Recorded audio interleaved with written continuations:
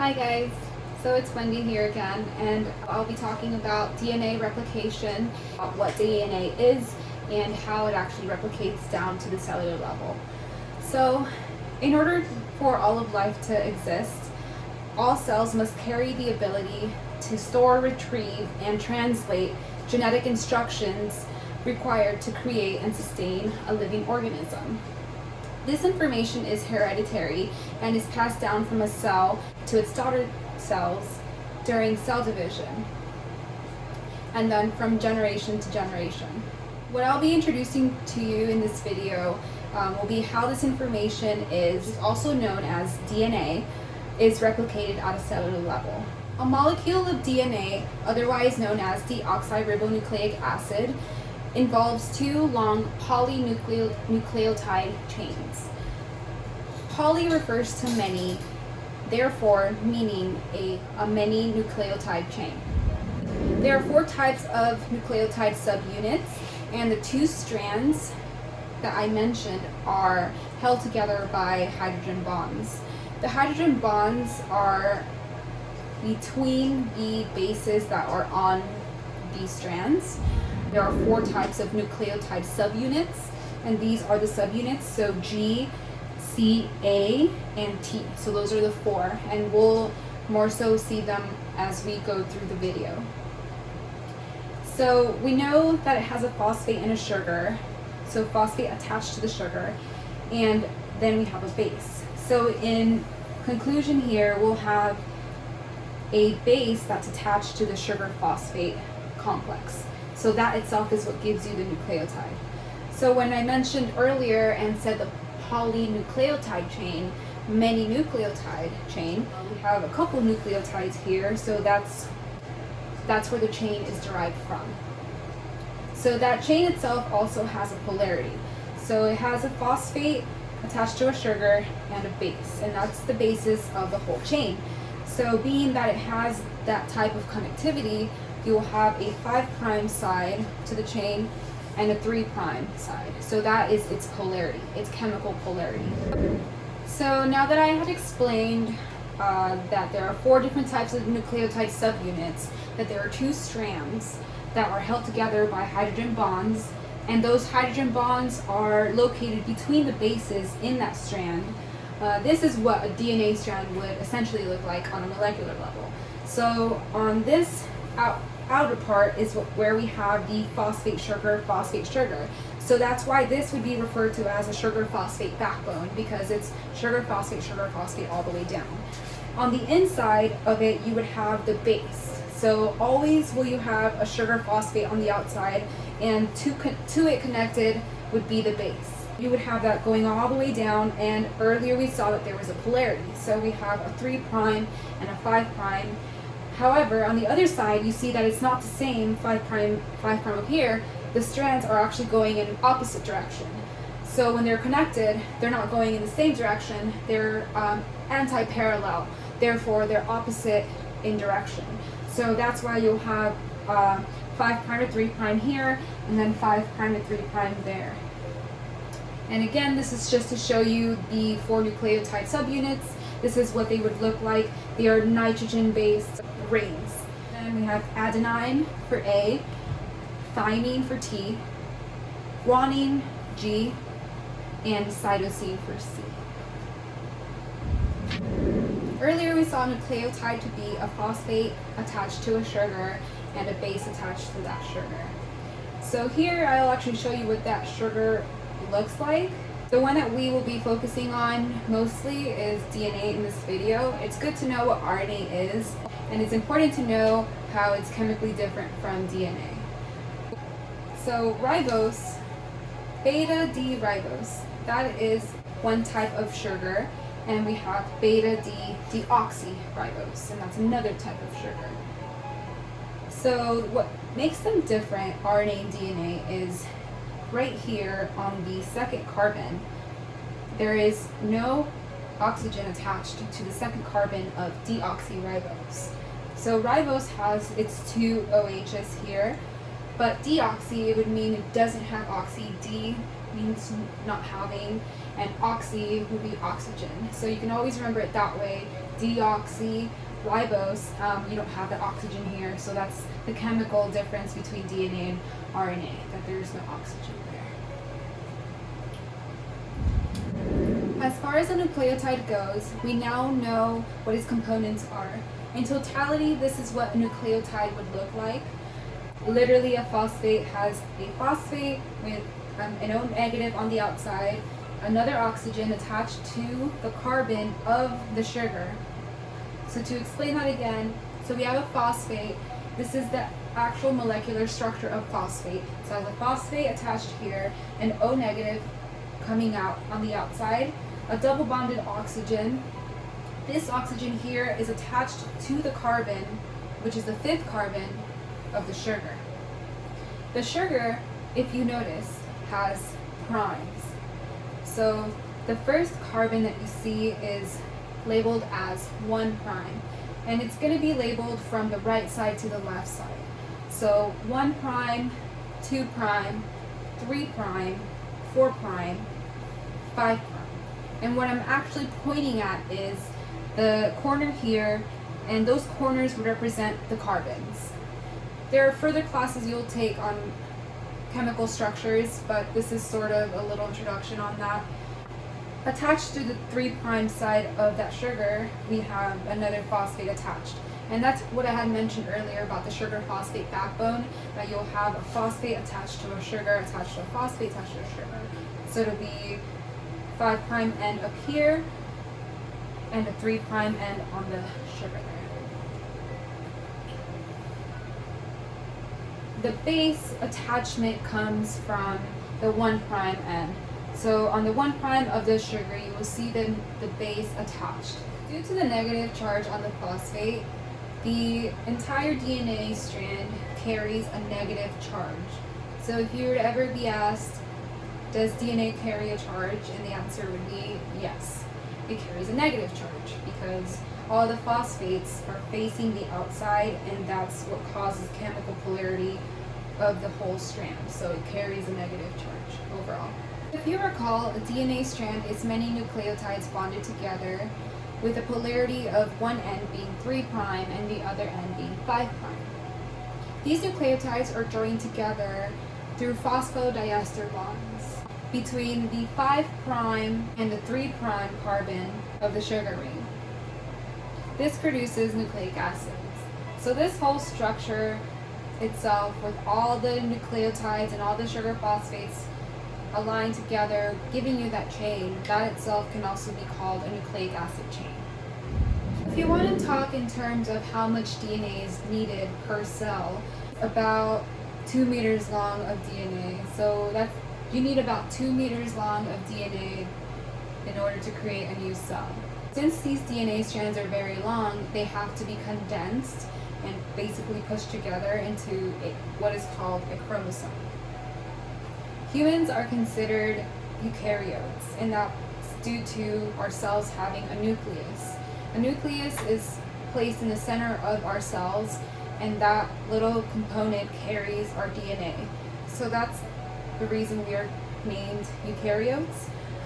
And inside the nucleus, as I mentioned, has DNA, which means that it'll carry our chromosomes. So each chromosome that we carry in our DNA is going to be different from one another.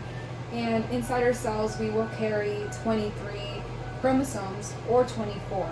23 would be for females, and 24 for males, because they carry the extra Y chromosome. And these are little details that are just important to know and kind of supplement DNA replication. So we know that the building blocks of DNA consist of a sugar, a phosphate, and a base to create a nucleotide. DNA is made up of 2 polynucleotide chains that run in opposite directions from one another, therefore they're termed anti-parallel. Each strand then displays a polarity of 3' to 5'. So the anti-polarity means that one will run 3' to 5', and the other 3' to 5' in the other direction. The 4 types of bases are adenine, thymine, cytosine, and guanine. As far as complementary base pairing goes, That means which one is a complement for the other. So adenine complements thymine, cytosine complements guanine, and it'll always be that way. You'll never see A with G or A with C. You'll always see AT and GC. DNA has a sugar phosphate backbone. The bases form hydrogen bonds with its complementary base. Finally, the sugar phosphate backbone is on the outside of the strand. The bases are in the inside. So now that you know what the structure of DNA consists of, now we can actually get into how DNA replicates. This is the DNA strand that is used to be copied into its daughter cells. Each strand is comprised of a sequence of nucleotides. So these are specific. There is a sequence that each strand carries here. And again, they will be complemented where it's GCAT. Therefore, each strand can be considered a template. Since the top sequence is going to be complemented by the bottom, they're essentially the same sequence. So each of these strands can act as a template for the creation of a new strand. On the parent DNA strand, we can designate an S strand and an S prime strand. Each of these strands will be broken apart and used as templates here. So the template S strand will be made a copy of to create an S prime strand from that S strand. Now the other template S prime strand, which is essentially the same as this one, will also make a new strand. And this one is the new S strand because it's a complement. So now, if you notice, you have made the exact same strand that you had here. So you're just copying the same information over and over again into the new daughter cells. So they'll all carry the same information from this parent strand. How does this even begin? Like, what even happens for this to break apart and this to be copied and so forth? So there's a whole process to all of this. There are proteins involved and timing and mechanisms. So that's what we will be getting into. To begin the process of DNA synthesis, the double helix must be opened with the help of initiator proteins. Those initiator proteins will bind to the replication origin. Therefore, those proteins will pry it open and they will make this gap that you see here. So the double helix is opened with initiator proteins that will bind to the replication origin.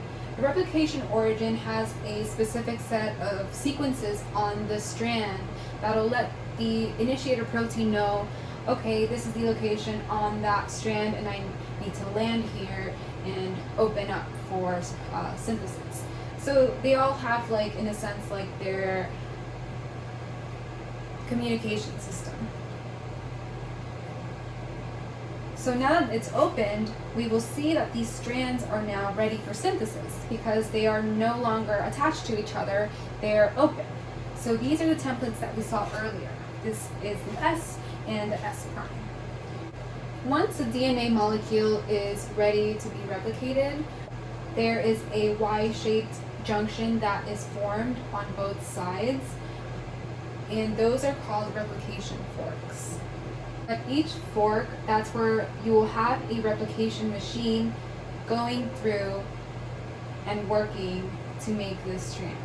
Again, there's more details that are to come, but just to reiterate this page here, when you first begin with your DNA strands, you will have a replication origin, which means that the strand will have a sequence that initiator proteins know to come to.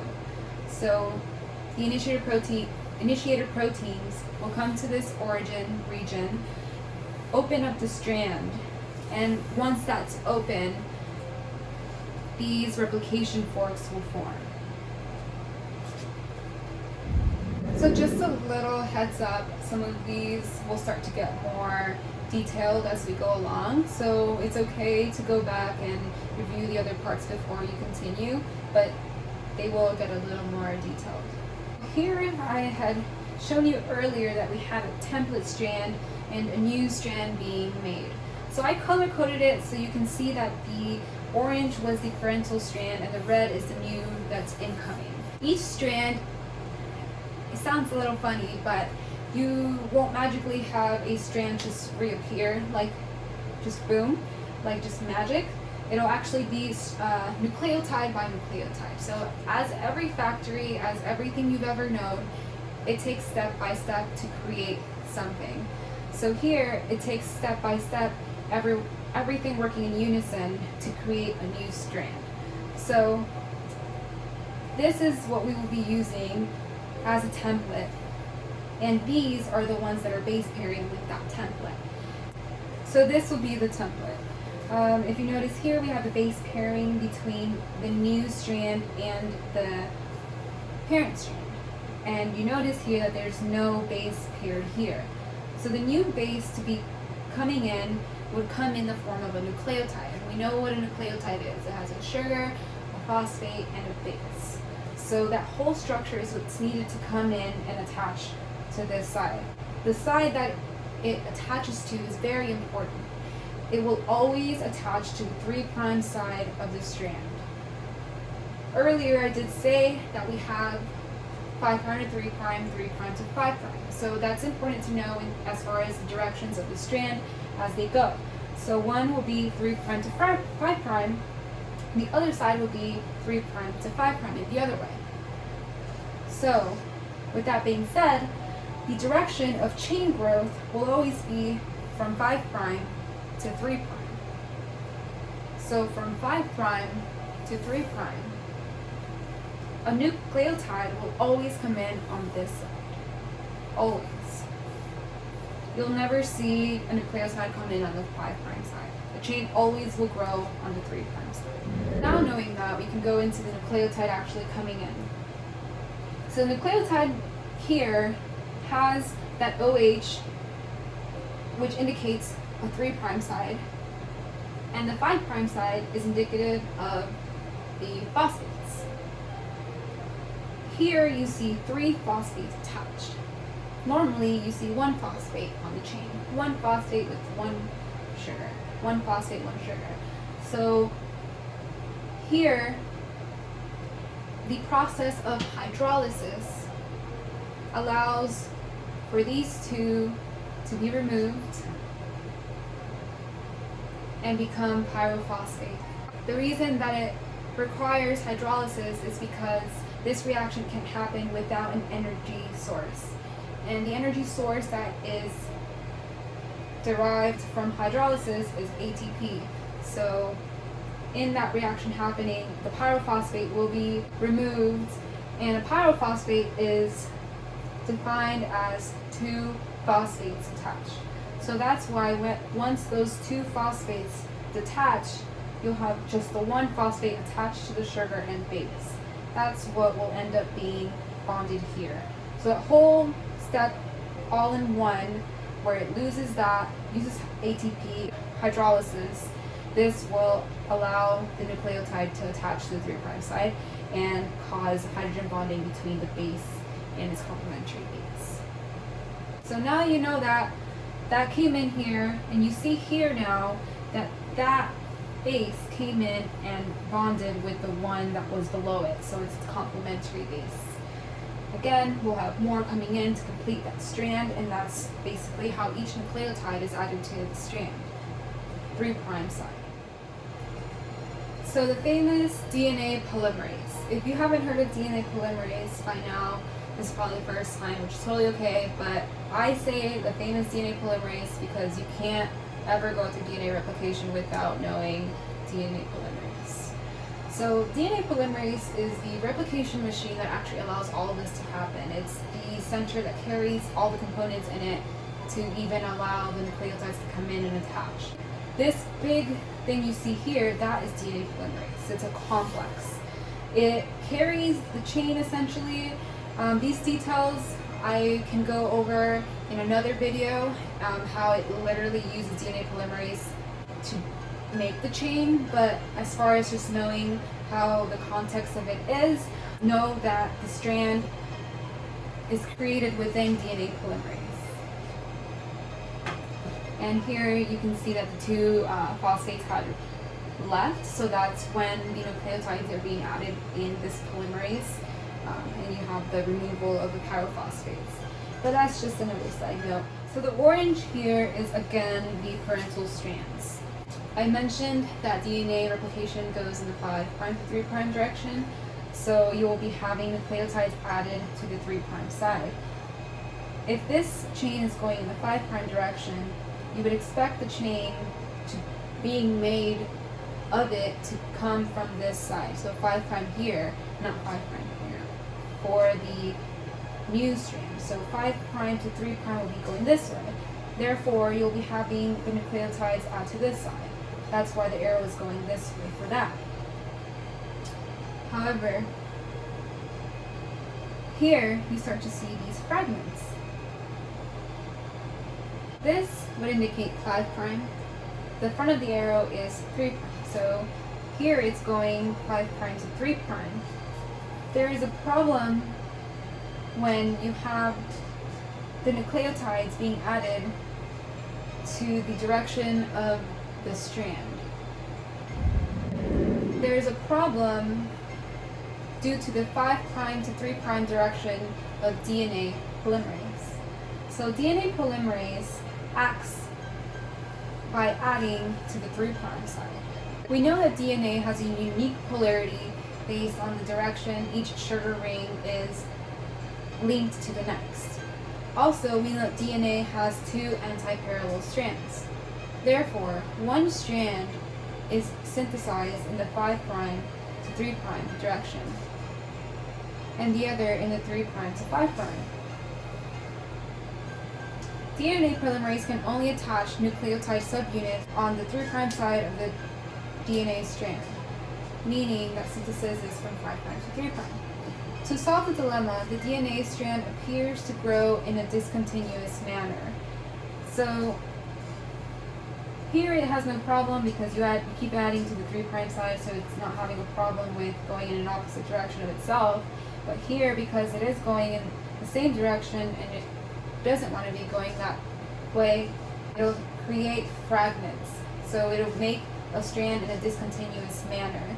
DNA polymerase is working backwards, essentially. That's what creates these fragments versus working in a forward direction and having a continuous strand here. The DNA fragments that are created are called Okazaki fragments. The Okazaki fragment section of the strand is termed the lagging strand. The other strands are the leading strands because they are made in a continuous fashion. They're not having anything alter or get in the way of its production. Now we know that DNA polymerase is the one responsible for adding the nucleotide subunits to the 3' side. How then does DNA polymerase, once it has finished a strand, start a new strand? So to answer that, a new enzyme is needed. This enzyme creates a short length of a closely related type of nucleic acid, and it's the one I actually mentioned earlier. It's RNA. So it's very closely related to DNA in chemical structure. This RNA uses DNA as a template. The short length is about 10 nucleotides long. With it, it has a 3' hydroxyl end, which serves as the starting point for DNA polymerase. The 10 nucleotides are known as a RNA primer. The enzyme that creates the primer is called primase. So this enzyme will create this primer here, and the way that it can create this RNA primer is by using the DNA strand as a template. So the way that this primase makes this primer is by, again, having a system where it attaches to the 3' end. It'll call over nucleotides, so they'll start to attach here. And from that 3' end, you'll have the DNA polymerase adding more nucleotides here and actually creating an RNA primer out of that. Remember that RNA uses the sugar ribose and DNA uses the sugar deoxyribose. RNA differs from DNA in that it uses uracil instead of thymine. Its four bases are adenine, uracil, cytosine, and guanine, instead of DNA having adenine, thymine, cytosine, and guanine. So it uses uracil instead. What is the purpose of creating this RNA primer? The primer is essential for DNA synthesis to begin. Only one RNA primer is needed to be synthesized for the leading strand because it is made in a continuous fashion. You can have just one primer have the whole strand made. However, the lagging strand, you need a continuous primer to be made because it's made in a discontinuous fashion. There are fragments in between here, so you will have a primer made per fragment there. So you're probably wondering, if DNA is a complete strand on both strands, how do these fragments become a strand? So there is also a process for that. This gives you like a better visual of the RNA primer on the strand creating a new strand. So the primer here in blue shows that it goes from the 5' to 3' direction, and here is where the nucleotides are added. The blue in the strand here again is a primer, and the red is the new strand that is made complementary to the bottom strand there. So earlier when I said that the Okazaki fragments have many primers, they can be seen through here where you have a primer and a strand. You'll have a primer and a piece of strand. And that's the discontinuous fashion. So again, we're going to go over here how those fragments can be glued together. So now that we have this new primer here, we will now have more nucleotides added to the side. Once it finishes the strand, now you have two strands here. And those are the two fragments. We now need an additional protein to come in and basically degrade the RNA primer in between the fragments. So that protein is called nuclease. So nuclease is going to come in and degrade this RNA primer that's in between the fragments, and it'll leave a gap here. Another DNA polymerase will come in, and this DNA polymerase is called a repair polymerase. And this repair polymerase will replace the RNA with DNA. Finally, an enzyme called DNA ligase will come in and seal the strands together, so now you'll end up with a full complete strand. Also, I did not mention that ATP is also needed in this step. ATP is a very important molecule when it comes to mechanisms that require an energy input. So let's go back to the beginning and how DNA replication actually begins. There's a replication origin and initiator proteins that will come into that region, create a replication fork on either side, and that then allows the DNA to be ready for synthesis. When this is occurring, unwinding is happening. So since this gap is forming, there is unwinding that is happening in the strand, as the strand is a helix. Once it's ready now for DNA synthesis, the strand will become more unwound as the process begins with DNA polymerase. In totality, this is what DNA replication looks like, with all of its proteins working together simultaneously. That's why earlier I mentioned that it's like a factory having all its components working together at the same time to create a product. This is DNA polymerase working on one of the strands here. Before I get into what DNA polymerase is doing there are some additional proteins that are needed to begin replication.